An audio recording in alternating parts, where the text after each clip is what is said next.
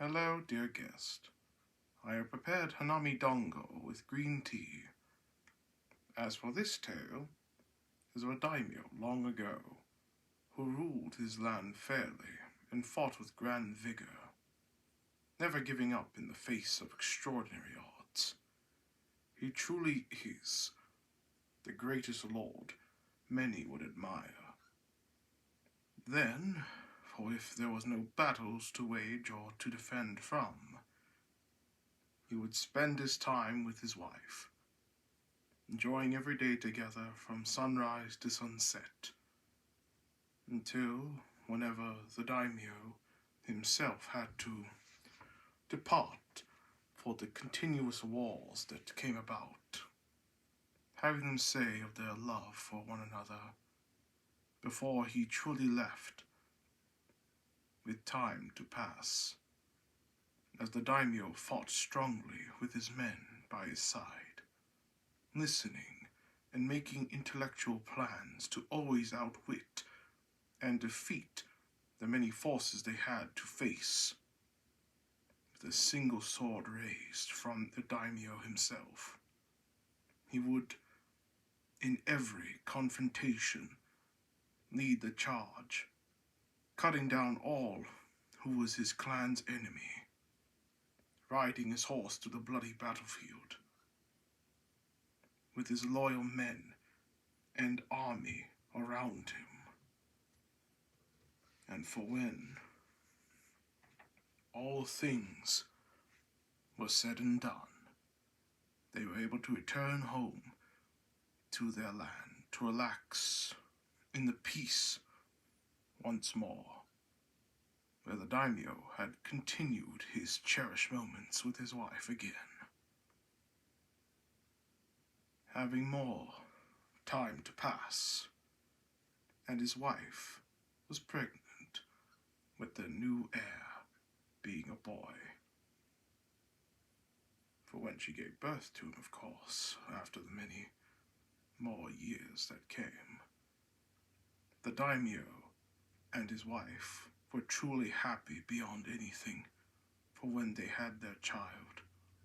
watching him grow to the age of 5. And for when the daimyo had done another successful campaign, he announced a celebration for his clan, with all cheering and loving the idea. Even the lord of another clan heard of this news, wished to join with his men to the festivities, which the daimyo agreed, as him and the lord had been friends for years. Facing many clans, they were both truly brothers in arms, having them both drink and enjoying everything they had, with their men and the daimyo happily being with his wife and son throughout, as one moment the lord wished to speak in private with the daimyo, having him accept, telling to his wife and son he would return smiling. The daimyo, then following the lord, wondered about to ask what this private matter the lord wished to speak about, but before any questioning was given, he was stabbed in the chest by the man who he believed was his ally. Having the daimyo look to him as the lord smirked, proclaiming that the daimyo's land was his, pulling the blade out, and many other samurai who were in another room, waiting, were commanded to finish the daimyo off, having them move in to do so, stabbing the daimyo, with the lord facing his back towards the daimyo, believing he had won with a simple victory, until he heard the men he told to slay the daimyo being cut down, as the daimyo beat the samurai to a bloody pulp, to pull their blades out, and began to slay any who got in his way, so that he can make his way to the Lord himself. Terrified, the Lord was watching as this barely living man was cutting down men left and right like a demon, with the Lord to command his general to begin the attack on the daimyo's clan, and for more troops to slay the daimyo himself, with the general agreeing, having him give orders to kill the already drunk men of the daimyo. With the daimyo's generals, who were not fully intoxicated, faced off all they could, just like their daimyo, who kept killing all, charging to cut down the Lord, but was only able to stab into one of his eyes, being pushed back by Yari's spearmen.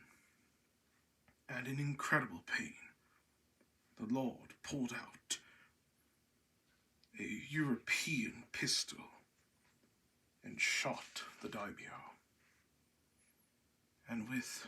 his leftover life, the daimyo had heard that the Lord would mock the daimyo further, as by the next day he would publicly execute his family in front of his grand people. And soon enough, he and his men escaped, killing off the daimyo's generals and taking his wife and son, having the castle burned by the order of the Lord. As for when everything was coming down upon them, the daimyo spoke a chant to wish to be given power with his men to avenge their clan, and for the daimyo to save his family, and would pay any price, even his entire being, for the chance, which he got. His answer, being engulfed by flame, he and his men transformed into flaming demons, having the daimyo grasp his blade of rage, marching with his men to the castle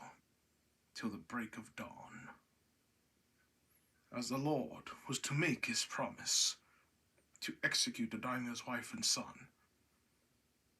with his hour of glory, the Lord couldn't help but gloat until he saw the burning demons coming his way. He was terrified, commanding all to kill them, but to no luck, and was simply impaled or cut down by the demons. Having the Lord notice the head demon was the daimyo, and looking to the daimyo's wife and child, he began to run to them to try and use them as human shields, but the daimyo, using a Yari spear from one of the Lord's dead men, threw it and stabbed the Lord, impaling him to a wall of a home,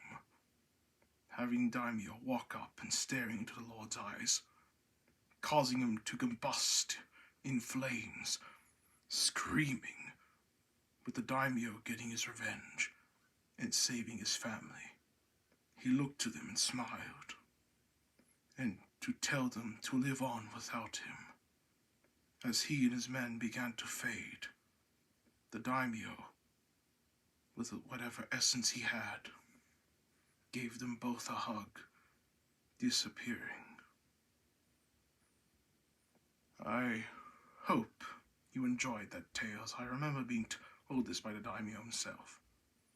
And for what he did, the twins allowed him to be with his family,